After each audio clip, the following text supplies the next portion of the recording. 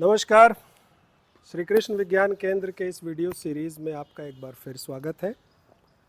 इस सीरीज़ जिसे हम कहते हैं वाई वी नीड मशीन्स, मशीनों की हमें क्या ज़रूरत है, उस पर आज हम चर्चा करेंगे कुछ ऐसी मशीनों की, सरल मशीनों की, जिनकी मदद से या तो हम किसी भारी सामान को उठा सकते हैं और किसी भारी सामान को हम तेज़ गति से चला सकते हैं।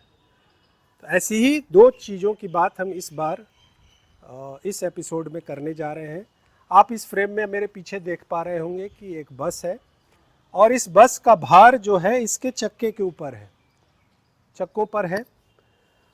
अब क्या आपको लगता है कि मानव शक्ति या मेरी शक्ति इतनी है कि मैं इस बस को उठा सकता हूँ?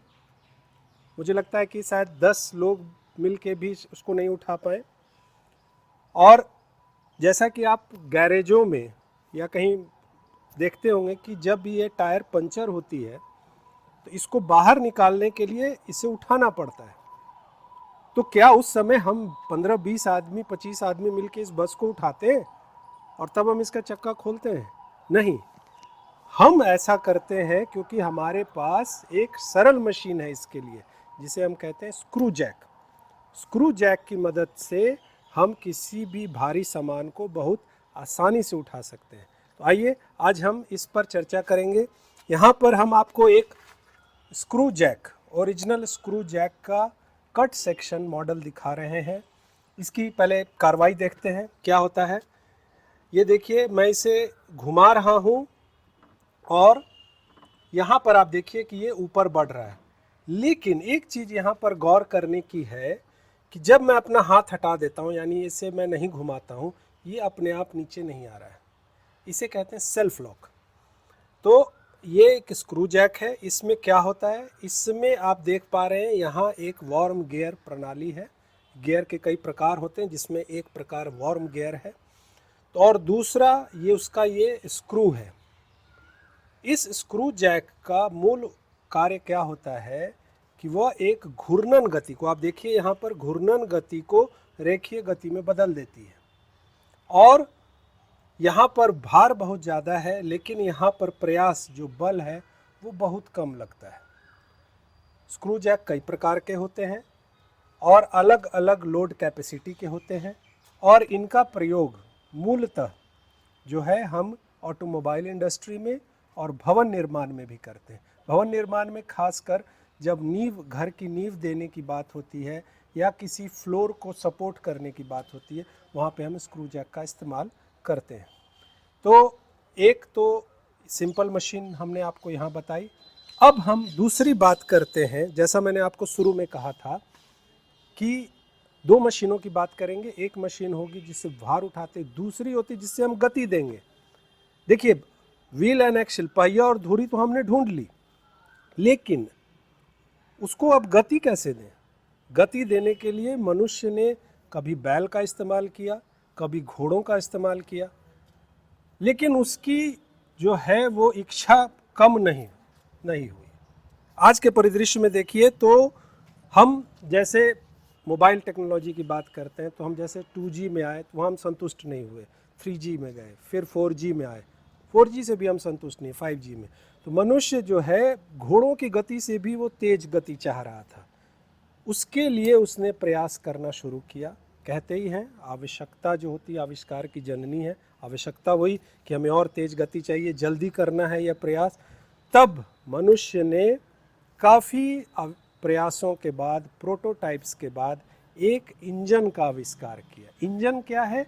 बेसिकली वो हमें एक ताकत देती है, और ताकत देने के लिए, और उस ताकत को हम कई रूपों में यूज़ कर सकते हैं बदल बदल के। तो यहाँ पर श्री कृष्ण विज्ञान केंद्र की इस बस में हम आपको मॉडर्न इंटरनल कंबस्शन इंजन का एक कट सेक्शन मॉडल बताने की कोशिश करेंगे। यहाँ पर एक बड़ा रोचक तथ्य आपको बता दूं कि इस इंजन का आविष्कार लगभग 100 वर्ष पहले हुआ था, लेकिन आज भी इस इंजन की जो तकनीक है उसमें कोई बदलाव नहीं हुआ है। इसमें क्या इसकी कार्यशैली हम लोग इसको समझेंगे, लेकिन एक बात यह भी है कि कोई भी वाहन हो, छोटा या बड़ा, जैसे मनुष्य के शरीर में दिल जो होती, हार्ट जिसे कहते हैं, वही किसी भी वाहन, किसी भी गाड़ी का ये इंजन जो है वो हार्ट होता है। तो एक इसमें एक स्विच का प्रावधान है, हम स्विच दबा के देखते हैं कि यह इंजन कैसे काम करता है। ओके, हो क्या रहा है इस इंटरनल कंबस्शन इंजन में, आंतरिक दहन इंजन में क्या होता है कि फ्यूल और एयर, मान लीजिए पेट्रोल या डीजल जो भी है, उसका एक हवा के साथ एक राइट मिक्सचर इस कंबस्शन चेम्बर में दिया जाता है।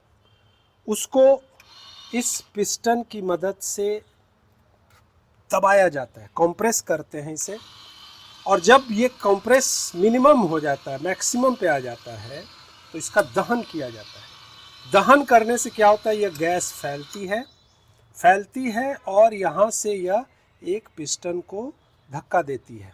जैसे आप यहाँ पे ये देख पा रहे हैं कि यहाँ दहन हुआ तो ये फैलती हुई गैस इसको धक्का दे रही है। लेकिन हमारी आवश्यकता तो थी पहिए को घुमाने की, लेकिन आप यहाँ गौर कर रहे हैं, यहाँ तो पिस्टन एक सीधी रेखा में घूम रहा है, हमारा तो काम हुआ नहीं। हमने तो एक ताकत बनाई जो फ्यूल मिक्सचर को जलाकर एक पिस्टन को सीधी रेखा में कर दिया। अब हमें फिर आवश्यकता हुई कि भाई पहिया को घुमाना है, उसे गोल घुमाना है, तो क्या करें? तब एक नई मैकेनिज्म हम लोगों ने बनाई जिसे स्लाइडर क्रैंक मैकेनिज्म कहते हैं। उसका भी एक प्रारूप यहाँ दिखाया गया है। वो क्या करता है? वो करता है कि एक रेखीय गति को, आप देख पा रहे हैं, रेखीय गति को, सॉरी घूर्णन गति को वो रेखीय गति में, और इसके उल्टा रेखीय गति को घूर्णन गति में बदल देता है। स्लाइडर क्रैंक मैकेनिज्म बड़ा रोचक मैकेनिज्म है। इसका उपयोग कई जगह होता है। हम अपने दैनिक जीवन में, अगर आपके घर में चापाकल, हालांकि आजकल सब लोगों ने मोटर प्रणाली का इस्तेमाल कर लिया है, बिजली का स्विच दबाया, मोटर से पानी भर गई, लेकिन अभी भी ग्रामीण इलाकों में घरों में चापाकल का इस्तेमाल किया जाता है। तो चापाकल का जो हैंडल से लेके उसका जो वाशर है जहाँ से वो पानी उठाता है, वो एक स्लाइडर क्रैंक मैकेनिज्म का ही प्रारूप है। तो बड़ा कॉमन सा मैकेनिज्म है, और इस प्रदर्श के माध्यम से मैंने आपको इंटरनल कंबस्शन इंजन और एक स्लाइडर क्रैंक मैकेनिज्म दिखाने की कोशिश की। आपको कभी अगर मौका मिले तो इन्हें किसी स्कूल के प्रोजेक्ट में करने की कोशिश कीजिएगा। स्लाइडर क्रैंक मैकेनिज्म बड़ा कॉमन मैकेनिज्म है, इसे कहीं उपयोग में लाने की कोशिश कीजिएगा, आपको बड़ा अच्छा लगेगा। धन्यवाद।